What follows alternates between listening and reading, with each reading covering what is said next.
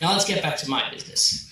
My business is called Prism, and that's spelled Prizin.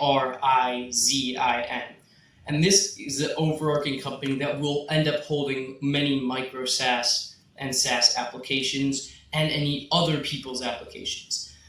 Was designing the website.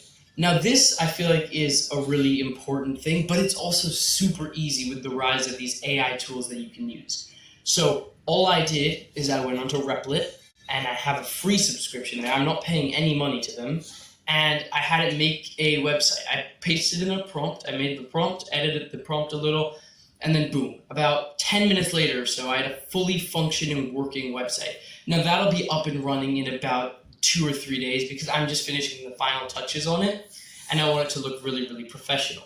Now on this landing page, I have the link to the Instagram, which is in the description below, and I made an email with a Proton Mail, which I think is really good for business because you can have your own personal Google account, which I made when I was a kid, but now I can link Proton Mail and make a completely new business-related email, and it looks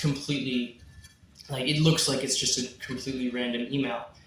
And the whole point of this, the reason why I'm telling you this, is I think these are the basic steps you need to do to actually create a successful starting company. It depends on what you're doing, but if you're doing anything with client work, you want a place where the clients can go, like a landing page, and see everything you do, what services you offer, and all of that stuff. And you want to have a way for them to get to your Instagram. You want to have the way, if you have LinkedIn, if you're using that for whatever you're doing, you want to have a way for them to go to all of these different places. Now, that used to be way more difficult to make. You'd have to go into detail. You'd have to actually learn to code. You'd have to make you have to learn HTML.